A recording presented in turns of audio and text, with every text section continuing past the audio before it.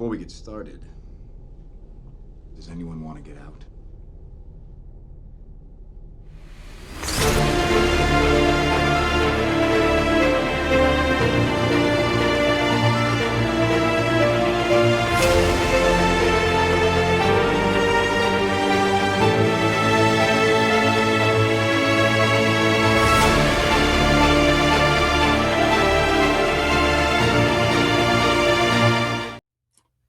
Hello, everybody, and welcome to this week's explosive episode of Comix-Watch.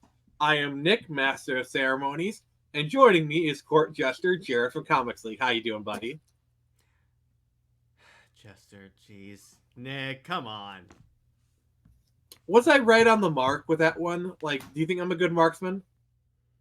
No, you're a crappy marksman. Well, you want to know who is a good marksman? Hawkeye! Yes. Season 2 is now in development. Yes! One of the very few recent Marvel property shows that is fantastic is getting more. Yes, I am fully on board with this.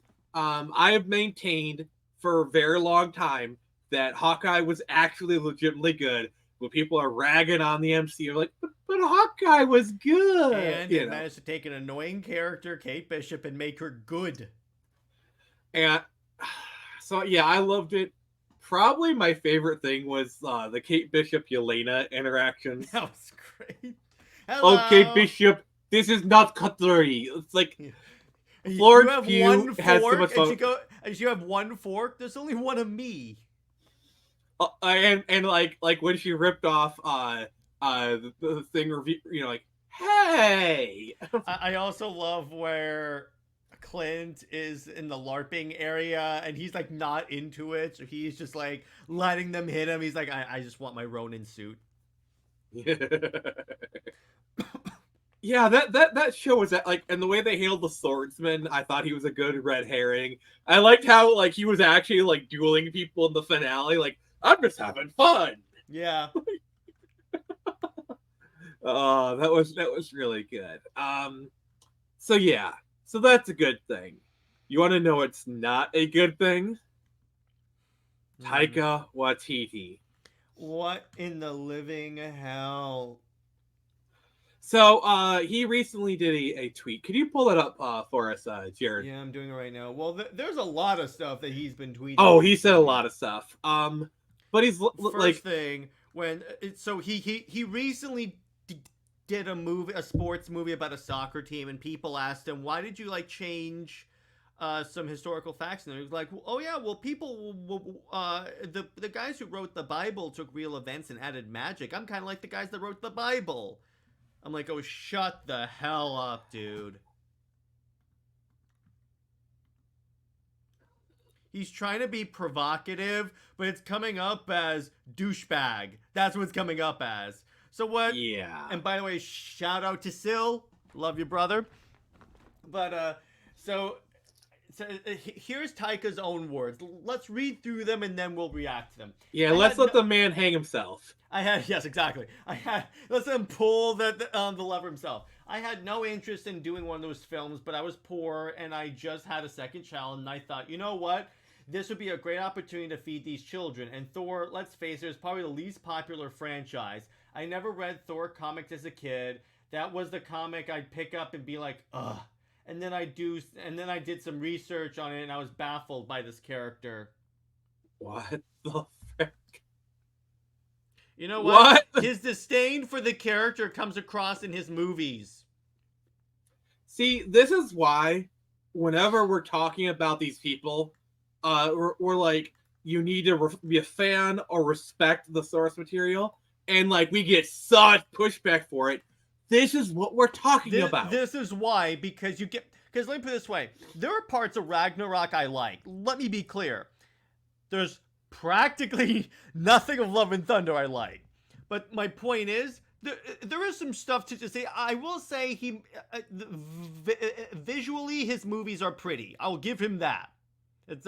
I'm like an anti-Snyder admitting Zack knows how to make a good movie. That's why I obligatory Zack Snyder reference. And we'll actually have a full-on reference later. But anyway. Spoilers. But the thing is, he is the example of style without substance. for the most part, because here's the problem with his thing. He relies too much on the comedy. Yeah. See, Jared. You might want to pull up the next article for the next topic, because like we really need someone who just kind of respects the source material. Like, we don't necessarily need someone who's like a fan of it, but someone who throughout history who has directed the only good Disney Star Wars movie. That's right, we need Gareth Edwards. Because when I saw this, as someone that had just seen the creator recently, I'm like, and yes, Rogue One, hell yes. Also, also Godzilla 2014. Yes, exactly, that too. I'm like, him doing Thor, and when they said they want Thor 5 to have a darker tone, yes, please. See, Gareth Edwards, he has a history of respecting the source material that he does. Like Rogue Godzilla. One. Well, I'm going to go all the way back Godzilla 2014. Yeah, go ahead. Like, you can have criticisms for that movie, but you cannot say they respected Godzilla. Like, they respected it. Hell, like, the Japanese, I think, even like that movie. And remember, this came out of the time where, remember, we had the Godzilla of the 90s, which, by the way, I recently rewatched that movie. It's okay, but that caused, like, Toho or... That's a lot of fish. Yeah, it's exactly. To take away, to like say, we're not going to let Americans make Godzilla anymore, then this comes out, and they're like, okay, fine. Well, it's even worse than that. So Godzilla 98 was so bad, it actually birthed the Millennium series of films, and it got so bad that Jared, have you ever seen Godzilla Final Wars? No, I've heard that they have the actual Godzilla show up and kill the 90s Godzilla. I will show you that clip after we're done recording, and you will have a blast. But as someone, but yeah, going back, remember. Again, Rogue One. That's one of the few relatively recent Star Wars projects from Disney that we can, because he literally, instead of like rehashing old territory with like Episode 4, like he could have done, like a certain movie that's labeled 7 did. He said. So when you mean when the Force goes back to sleep? I mean, hell, one of the most iconic lightsaber scenes is that hallway scene. You know that was added last minute, right? I know, and I'm like, yep, that was a good decision right about now. And did you know that was the only Disney Star Wars film that, like, production went relatively smoothly? Because, like, yeah, they did reshoots, and they brought in Toby Gard, but, like, Gareth Edwards was never fired, and I believe Gareth Edwards actually did direct the Vader scene. Yes, and just that alone, I know he. And plus, yes, that showed me. Yes, he is known as the dude that will respect the source material, and visually, he is one of those directors that, yeah, visually he could do a Thor movie. Well, absolutely. I think I remember Gareth Edwards is he came out of special effects. Like, he actually used to work at ILM. Like, I remember there's a special feature where they're like going around Skywalker Ranch, and he's like, "Oh yeah," and he was actually leading the tour because he used to work there. Yeah, so we already know it's gonna look good, and based upon his past with IPs, I have trust. If this turns out to be like, if they sign him on for it, this is gonna be a really good step in the right direction. A good direction. I have a question for you, Jared. If Gareth Edwards were to direct a DC movie, which one would you pick? My money's on New Gods. Superman. So speaking of DC Comics and just generally saving the day, so this one is a topic that was suggested by Jared. So we're gonna let him take the lead on this one. Jared, the show is yours. This is the reason why I do not accept the premise that Snyder fans are toxic. In fact, Zach brought this up like a while ago. He was asked, well, your fandom has this reputation. He goes, what fandom does this? And I'm going to share my screen. What fandom raises $1.1 billion? Billion? No, sorry. $1 million for suicide prevention. $1.1 million. Like, seriously, that like I'm sorry. I don't want to hear it anymore that Snyder fans are toxic.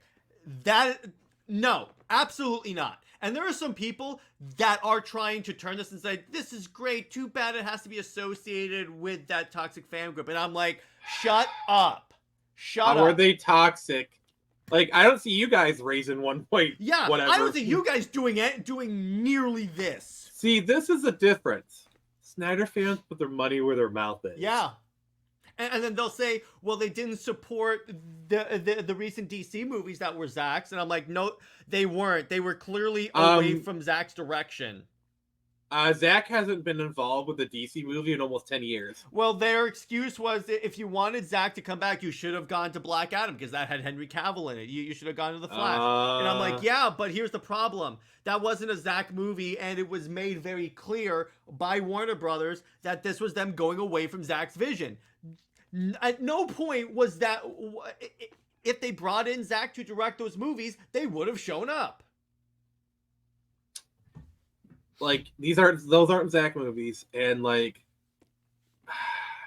I don't know. I'm just tired of the whole like, if you want this, you have to support this mentality. Like the video game industry does this all the time, where like they'll release a remaster of an old game and be like, we're testing the water, so if you want a new version of this, you have to buy the remaster. It's almost like you're holding it at gunpoint. You're holding it hostage, you know. Mm-hmm. And I'm sick and tired of that. Yeah, you know? I'm sorry. I don't accept that. That is a ridiculously illogical premise. But this alone, I hardly hear of any fandom doing this.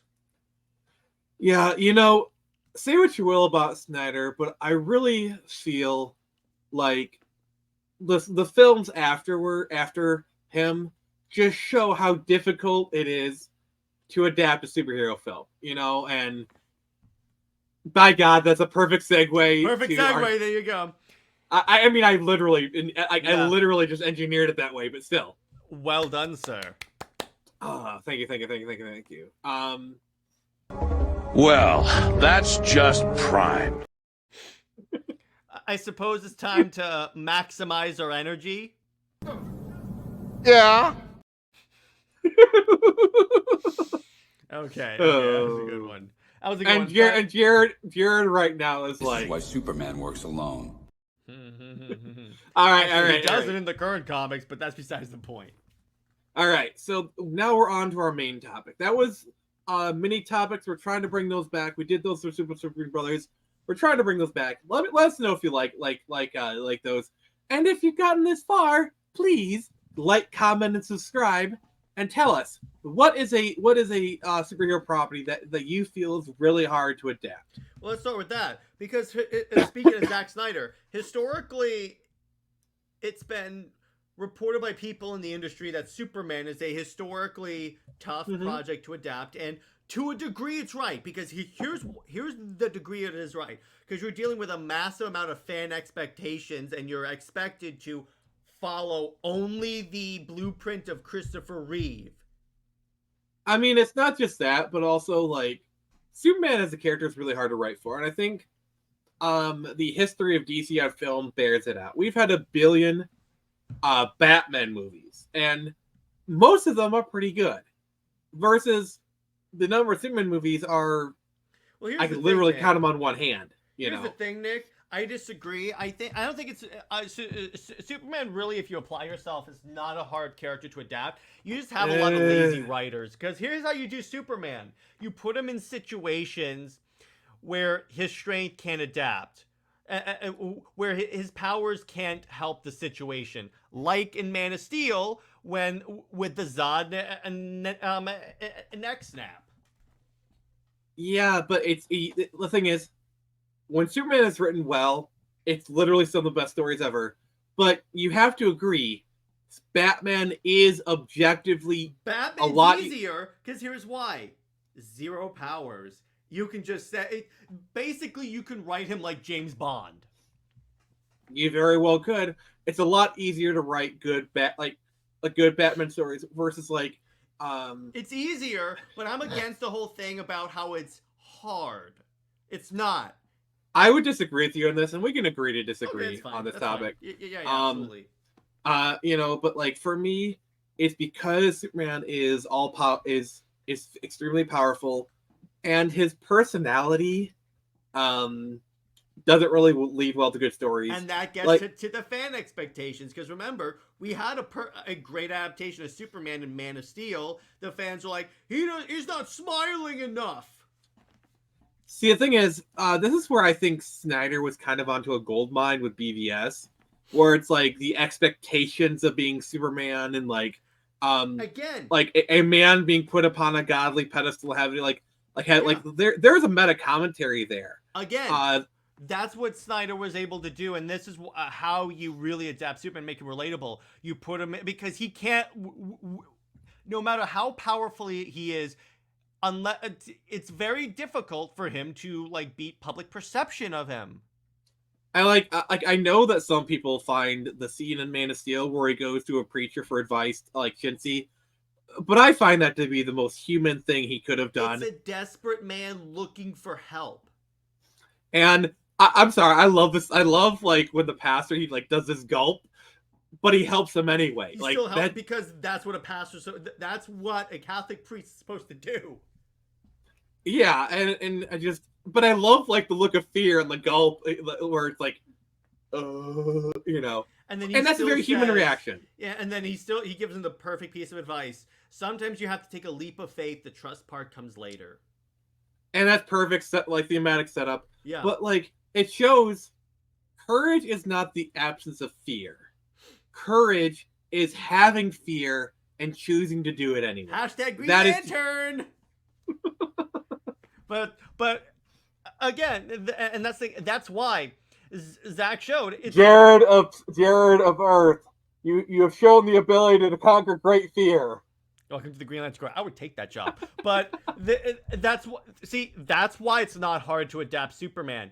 The way you adapt Superman, the way you give Superman challenges is have Superman versus the world. That's what BVS did. That's really the central conflict in that movie. See, this kind of leads to my thesis is it takes a better skilled, like the level of skill you need to create a good Superman story is a lot higher than the level of skill you need to write a Batman story. Oh yeah, so 100%, I will 100% agree with you. Now, to be clear, we're not saying people that write Batman movies are less skilled. We're just saying it's easier to adapt. But I will admit, it's easier to adapt. If I am, I'm kind of owning myself because I'm writing a Batman-inspired character. So if I am a saying Wonder that, Woman / Superman-inspired character, so suck it.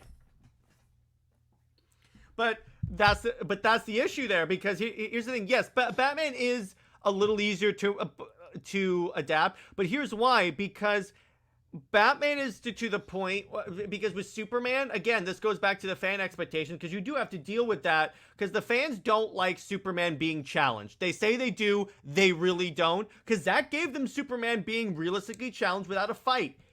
And guess what? The fans hated it. I say fans, but I really mean the purists.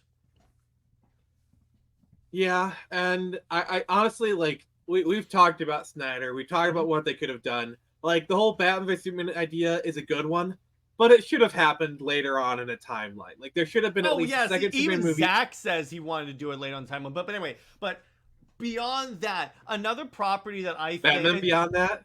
Yeah, exactly. Here's the other thing, and I wanted to bring up this particular example. I think, you also have a lot of writers that claim to be super fans of the IP, but really are not, like Kevin Smith and Masters of the Universe. Yeah, because here's the thing. He when he was previous to that, he was known as the guy that is the geek's geek in Hollywood. And he said, I was a massive Masters of the Universe fan. And then Clownfish called him out on it. And he was like, but previous to you coming onto the show, you were like, I kind of find this IP to be pretty hokey. I wasn't really a big fan of Masters of the Universe. So which is it? And the thing is, like, there's room for changing your mind. If let's say it's like, oh, so they wanted me to do He-Man, and at first they refused because I wasn't a fan, but then they kind of insisted, and they sent me over comics and tapes, and I had this deep dive, and I had a massive appreciation for the character. That could be total bullcrap. Yeah. Like that whole Had he that story said could be, that, had he said that, that would have been, people would have believed that. he could have been lying out of his teeth, but that still would have been a better pill to swallow than this, you know. Plus, if the show would have been more universally adopted, also, I get the feeling that they would have bought that excuse. But the problem is, he had a show that was very controversial with the fan base. I enjoyed parts of it. I enjoyed it to an extent. But yeah, I will agree. It focuses on the wrong characters. It's doing a type of bait and switch that is starting to become a bit of a trend. I guess you could say the main character takes off. I was about to try that pun. But yes, exactly. With that, it's even worse with that one, because here's what the He-Man show at least did. It didn't have He-Man, the Masters of the Universe. It was just called Masters of the Universe. So at least that, even though the marketing was heavily focused on He-Man, at least the title of the show wasn't Scott Pilgrim Takes Off. And the thing is, yeah, see, that's the problem with, like, okay, we've talked about Scott Pilgrim enough. I'm kind of Scott Pilgrim out. But the point is, you have it's even. See, here's the thing, and the reason why I brought up the He-Man example is that, to a degree, you have a lot of creatives in Hollywood that are hiding behind the screen of, I was always a big fan of these characters. Or the other thing you have, and getting back to why it seems like these things are so hard to adapt, is look at the video game space, the video game adaptation space, where like they brag about, I've never played The Last of Us. In fact, I refuse. Halo. In fact, I did a moratorium. Like I banned all the people from playing the game. When the actress that plays Ellie has to sneak and play the game, or when Marvel Studios tells people it's a red flag if you apply and you're a comic book fan.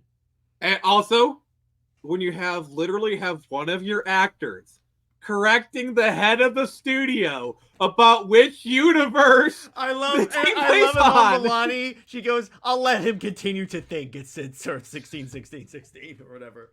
Okay, by the way, the Phoenix Press, both me and this organization, we love her, and please continue being awesome. You know, I would love to get her on the show. The actress is awesome, and she was good as I just love where she has the cojones to publicly contradict the head of the studio. I love that. That's great. Or even her response better. Like, she responds like, "Oh, I don't really care about the box office results. That's for Bob Iger." Like, badass. That is badass. Yeah, because to a degree, it's like, yeah, it's not my responsibility to worry about that. I'm just supposed to show up and play a character. Like, holy crap! Like, that is mind blowing. Like, she didn't belittle the fans. She and it's like, you know why? I'm sorry. You know why? She is a fan of Kamala Khan. If you see her previous, she was a cosplayer of Kamala Khan. That shows me you're a fan. 100. The way she talks about Marvel, she is a Marvel head. So it comes the very fact that she argues with Kevin Feige about the Earth designation proves that, like, she takes this stuff extremely seriously. If you could show me that you take this material seriously, even if I don't like the character you're adapting, I liked her version of the character, let me be clear. Even if I historically don't like the character, I am significantly more likely to give your show a shot. It's like the same thing happened with Jenna Ortega and Wednesday, where I don't know if she's like a big fan of Wednesday, but she definitely cared about the source material. She cared about making a good show, to the point where she literally had to contradict the writers. Like, I loved how the writers tried to shame her, and people were like, nope, you're not doing it. Speaking of writers, did you see, and this applies to this, the Witcher guy who wrote the books came out and said, yeah, they deliberately were ignoring what I was telling them. The man who wrote the books! Okay, in all fairness, Andrzej Sapkowski is a bit of a unreliable narrator, and yes, I'm a fan of Witcher. I've literally been wearing a Witcher pendant this entire time. Nice. Like, you realize that, yeah, I'm wearing a Witcher pendant right now. But this entire time, I've been wearing a Witcher pendant. Or... Jared, I didn't know you're a Star Trek fan. So what I am going to do for the rest of this discussion, I am going to do this with the Halo helmet on to show the writers it's not hard to keep his damn helmet on. So give me a second. Nick, speak. All right. So, Andrzej Sapkowski is a bit of an unreliable narrator because he's had a, like for example, with CD Projekt Red, he basically gave them the rights with no royalties for like 4,000 whatever, and only later when successfully he kind of cried and got more money. He's been shown time and time again to only like really money's more of a concern for him. That being said, even if he is lying, I'm kind of inclined to believe him anyway. Suck it, Halo writers. This isn't that hard. Oh no, he's about to do a Halo TV show impression.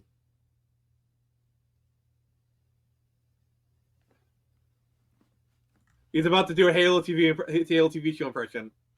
Oh my god! Oh my god! This is the best episode ever, guys. I just wanted to say that. I'm sorry. But I have a Spartan hand signal for the Halo writers. Oh, sorry. I didn't know how that machine worked. I was about ready to remove you from the stream. But yes, I'm keeping this on the entire stream to show this isn't hard. So what you're saying is you have more dedication for Halo than the people who created the show. Well, yeah, and that's the other thing. Is like the writers said, yeah, we didn't even play the game. And I'm like... Clearly, because you guys don't understand. And here's my problem. When the creatives start using the whole multiverse thing as an excuse to deviate from the source material like Halo did. They're like, oh, it's in a different timeline. I'm like, BS, but adapt the actual timeline. basically, this is my response when they say that. What you just said is one of the most insanely idiotic things I have ever heard. Well, Nick, also remember, they know how to make a good Halo story live action. Forward Unto Dawn. You mean the one piece of Halo property I've actually seen? Yeah, exactly. They made that. That was awesome. Chief didn't take his helmet off. And To be guess fair, what? he was barely in it, but yeah. It was awesome. Well, the point is, the little part he was in it. That was Chief. That was 100% Master Chief. I do have archive footage of Jared watching the Halo TV show. Crap, mega crap. Where's the clip of the Hulk punching Abomination? That's me watching the Halo show. What? Mm-hmm. But exactly, that's the thing, because this was the most recent example. It's getting hot in here, but screw it, I'm committed. Yes, you are committed to this bit. The problem is, that's when I think the fan base really started to revolt, when you actually have the people bragging. Because here's the thing, if like you were trying to like adapt something, if you're trying to tell a story, and yeah, it was 100% accurate, and you were like, I tried to, okay, fine. But when you're actually bragging and saying you deliberately didn't do it, or deliberately avoided the IP, I'm sorry, that is unforgivable. Yeah, so I kind of want to get back to like just talking about specific properties, because like we're kind of getting into more of like a complaining about kind of stuff. But I want to get into like what makes some properties or what makes things kind of like difficult to do. And so we've kind of touched upon the personnel issue, the dedication to the source material. But what other issues?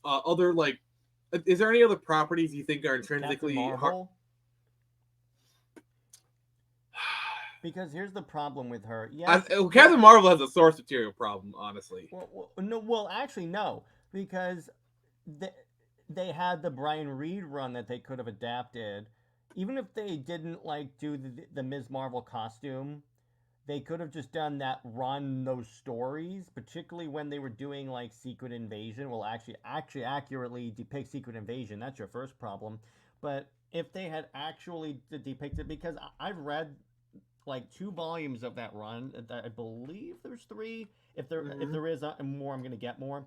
But when they did that, Carol is 100%. It's night and day the way she is now. Because in the Brian Reed run, she is trying to be a hero. She makes mistakes. She is like, she owns up her mistakes. She doesn't insult men. And that's the problem. That's the problem with like a lot of stuff, because when like with the Wonder Woman movies, I'm gonna link it to this. There's this idea that these characters can only be written and worked on by people of their gender, which to a degree it makes sense that yeah, they have common experiences, and yeah, it does look good on paper. But then you get like Wonder Woman 1984 and Captain Marvel, where it becomes too much like an activist and too much like attacking men. That's where I it mean, really gets difficult. see, here's the problem: is if you're writing us about an experience, experiences about a character, and you yourself have not lived through the experiences, you tend to rely on stereotypes. Like say for example, I want to write about a black character in like the hood dealing with those problems. I was not raised in that environment. All I know is what I see on TV. I would do a very bad job of it. So if I want to do that story, I would hire someone who had those life experiences. Oh yeah, You know? look, and that's what actually Zach did with Cyborg, and the writer Chris Terrio spent a lot of time with Ray Fisher, making sure for like the Cyborg origin portions with like his mom, that they were accurately portraying the plight of an African American man, and it shows because that's like one of the most poignant parts of the movie. Mm-hmm. Terrio said, "There's no way I could properly do this by myself. Help me with this." Yeah, and it's the same thing. I do believe, certain experiences. If you're not like, for example, if I wanted to write a gay character, a trans character, Mm-hmm. like I know I have plenty of those friends that I would rely on for their expertise. But the problem is, too many writers, they take that idea and they just take it to just an extreme that is stupid. Yeah, because you know why? A lot of these writers are activists. That's the problem. Stop hiring activists. Because if you hire people that are fans of the IP, if you hire people that are actually fans of the IPs and not activists, what the fans will do, because let me put it this way: if you're adapting like Midnight or an Apollo, yeah, you're gonna put the gay stuff in there because that's important to their character and to the relationship. But you're gonna do it in a way that it's not like, it's not in your face and being forced down your throat, where a lot of stuff nowadays is that way, because you have the activists that don't care about the IPs, they care more about the message. And that's how I define the word woke. It's when it's a writer forcing their ideas on characters that would either disagree with them or it doesn't work with. Yeah, and as a writer and a creator, I do try to be aware of like racist stereotypes or different things, like how you depict certain characters, and I try to either avoid it or subvert it when I do stuff, because I want my characters to feel real, and I want to I try very hard to write what I know, and if I don't know something, I try very hard to at least make it accurate by consulting people, Yeah. And yeah, That's but a the problem great is way to do it. and the thing is, a lot of writers, they don't do this, and you see it on a lot of Disney TV shows where Odin's Fade. they actually got heat for that one. So Yeah, I absolutely love it. Black like Asgard. That's Snowflake and Safe Space level. Yeah, like that. That's what happens. That is a perfect example of you're a writer. You have no clue about something, so you rely on stereotypes. That whole Black Thor stuff was racist stereotype after racist stereotype, and it was so bad that even they got flack for it. Yeah, and you notice Marvel's not reprinting that issue anytime soon. No, they are not. I don't even think that's going to be adapted into trade anytime soon. No. But I think going back to what you said at the beginning of this episode, to bring it hashtag full circle, the reason why Batman I think is the easiest to adapt is because with Batman, I don't want to say he's a blank slate, but he's arguably one of the most relatable superheroes, like straight up. So you don't have to make him more relatable. You just have to tell Batman stories, and they're relatable because because we've all gone through trauma, we've all had to overcome trauma, and then you have this character that's his whole thing. you don't have to necessarily change anything to make him adaptable, to Well, make him like relatable. here's the problem. Street level characters are inherently more interesting because of both the relatability and the setting. They are also a lot easier to adapt, not just because of the street level, but also because of their street level. So the scale of the conflict is a lot easier. A Superman stuff, you're going to space, you're crashing buildings, versus street level, you can film on streets. You know, it's like the level of money needed to adapt It's it. more realistic. And yeah, and it's like it's a lot easier to write a relatable street level superhero story than it is to write these more godly characters. The way that Marvel gets away with it is they give all their god level characters flaws. Like, for example, Iron Man, recovering narcissist, recovering alcoholic. Like, we can all get that. But he's still a dude in a suit. Right, but the Hulk, it's like you got that Jekyll and Hyde scenario. Well, what Marvel did is they, even with their gods, they gave them a more sciencey, science fiction bent. So it's not like there's barely any Marvel characters that are magic. They were mostly like science-related characters, like in the Ultimate Comics. And when you make it science-related, like Thor's an alien, Bruce Banner was was trying to copy the super soldier serum. Captain America was from like super drugs. The super soldier serum was a ultimate invention. Like, that only came out about in the 2000s. Originally, Hulk was just gamma bomb. I know that, but I'm just saying what they did with, but what they did in the MCU, because we're talking about the MCU. Yeah, they were adapting the. But to be fair, I like that change. I like that, like the super soldier serum, because it makes a lot more sense than just gamma bomb. Well, yeah, because at the time, speaking of relatableness, that was during like the Cold War nuclear fear era. Yeah. And I think this is kind of a problem when you get to Marvel versus DC, whereas like outside of Batman, DC has a really hard time getting people to actually care about the characters. Like, yeah, people love Batman, but outside of that, it's really hard to get people. Here's the thing. They don't have the difficulty. It's just they sabotage themselves when they have those situations. New 52 and Snyderverse. I don't know, because like Marvel is a lot of like I'm trying to think, like, this is how I see Marvel versus DC. Marvel is full of characters we see ourselves as. DC is full of characters we wish we were. Well, yeah, and that's true.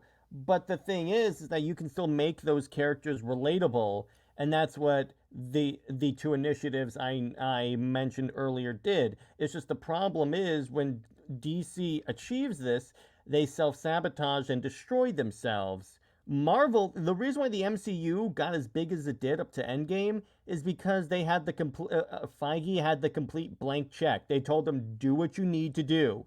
With Warner Brothers and DC, they let Snyder do like a bunch of stuff, and then they were like, no, screw you, go away. Yeah, I mean, Warner Brothers is like, yeah, I mean, we cover these topics all the time, so yeah, I'm sorry. It's very easiest for it to fall into this discussion trap, so I understand. Yeah, but my point is, it's not impossible whatsoever for DC to make their characters relatable because they've done it in the past. Yeah, so, but the other thing is, like, characters like Green Lantern, it's kind of hard because, yes, like, let's say you're just doing like Hal Jordan or Jon Stewart, the characters themselves aren't hard to make interesting because like Hal Jordan and Jon Stewart, the aspects of their characters are inherently interesting. The problem is the story and the world surrounding, because like Green Lantern. Well, I actually have a perfect response to that. Do you mind? Go ahead. Because I always said the Green Lantern Corps would be if you wanted to do a story about like police brutality, they're the perfect example of how to do it. I'm actually really surprised they haven't done like an ACAB Green Lantern story. I'm surprised. They could do that, and you know what? It works for that IP because the Green Lanterns, as far as I know now, are allowed to kill. So you could have a story where it's a bunch of green. That's the way you have a social commentary message and not put it in your face. because the Green Lanterns are the universe's police force, or maybe they have done this, but I don't know. But the point is, that's how you do it. This is not in your face. You could read it as, okay, it's just some Green Lanterns being a-holes, or you could read it as a social commentary on police brutality, and there you go.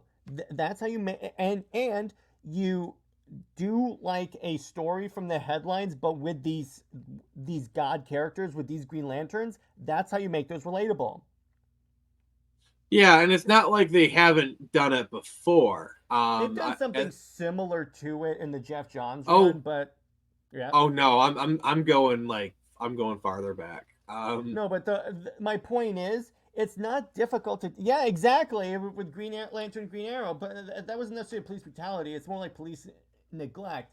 But my point is, I mean, this is like, I mean, yeah, like this is more racism kind of stuff. But yes, 100%, and that's my point. You can make these characters relatable. It's just the problem is you have to have the creatives willing to do it in a way that it doesn't come off as like offhand and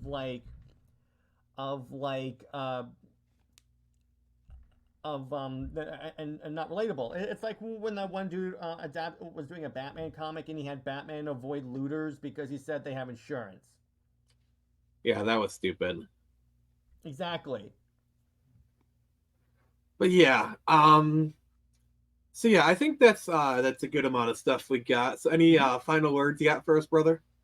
This is the message to the Halo writers. I was able to keep the helmet on this whole damn time. It's not that hard. It's not. So this has been Nick from the Phoenix Press, and remember, I can only show you the door. You're the ones to walk.